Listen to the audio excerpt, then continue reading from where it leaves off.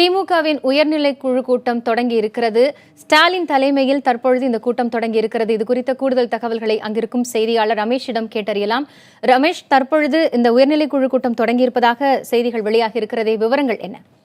அதாவது அண்ணா அறிவாலயத்தில் உள்ள முரசொலி மாறன் அரங்கில் இந்த சற்று முன் இந்த உயர்நிலை செயல் கூட்டம் என்பது தற்பொழுது கூடி நடைபெற்று வருகிறது. குறிப்பாக முதன்முறையாக திமுக தலைவர் கருணாநிதி இல்லாமல் இந்த உயர்நிலை கூட்டம் என்பது கூடுவது முக்கியமாக பார்க்க வேண்டும்.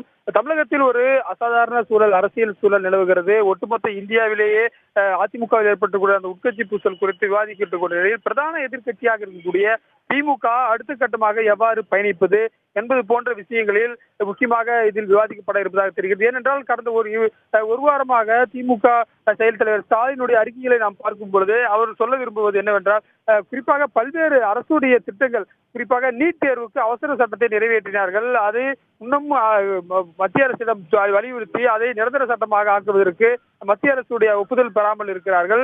அது போன்ற பல்வேறு சட்ட திருத்தங்கள், குறிப்பாக தமிழக அரசு நலன் சார்ந்த விஷயங்களில் ஒரு வார காலமாக பல்வேறு சுணக்கங்கள் ஏற்பட்டிருப்பதாக, நிர்வாகம் முடங்கி இருப்பதாக திமுக சார்பில் கருதப்படுகிறது.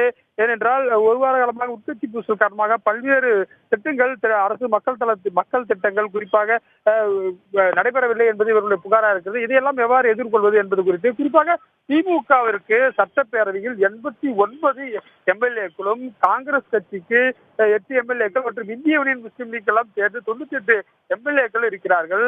இந்த நிலையில் அவர்களுடைய முக்கியத்துவம் என்பது தற்பொழுது முக்கியத்துவம் பெற்றிருக்கிறது. ஏனென்றால் தற்பொழுது தமிழக சட்டப்பேரவையிலே 4 குழுக்களாக பிரிந்திருக்கிறது. ஒன்று அதிமுக சசிகலா தலைமையிலான அணி, மற்றொன்று பன்னீர்செல்வம் தலைமையிலான அணி, 3 பிரதான கட்சியா இருக்கக்கூடிய திமுக, அடுத்தது காங்கிரஸ். இந்த 4 கட்சிகள் தற்பொழுது பலத்தோடு, பெரும் பலத்தோடு இருக்கின்றன.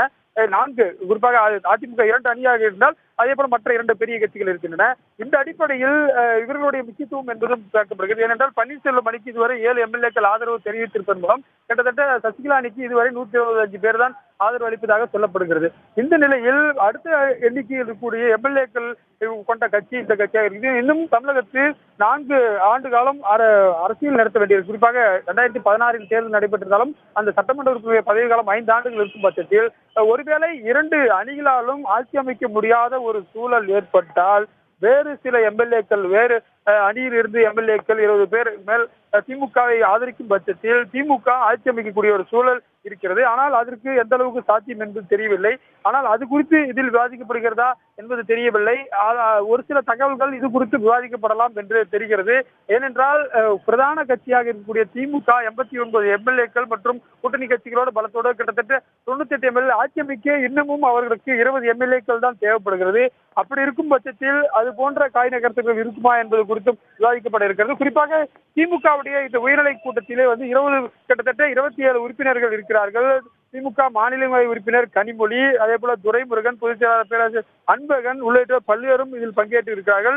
சற்று முன் இந்த கூட்டம் என்பது தொடங்கி இருக்கிறது. கூட்டத்திற்கு பிறகு செய்தியாளர்களை சந்திப்பார் என்று சொல்லப்பட்டிருக்கிறது திமுக செயல் தலைவர் ஸ்டாலின். அதில் இது என்ன மாதிரியான விவாதங்கள்லாம் நடைபெற்றது என்பது குறித்து விவாதிக்கப்படுகிறது. குறிப்பாக திமுக தலைவர் கருணாநிதி தலைமை இல்லாமல் நடக்கக்கூடிய அந்த உயர்நிலை செயல் கூட்டம் பார்க்க வேண்டும். குறிப்பாக ஸ்டாலின் முழு அதிகாரிகளும் பெற்ற ஒரு தலைவராக தற்பொழுது இருக்கிறார்.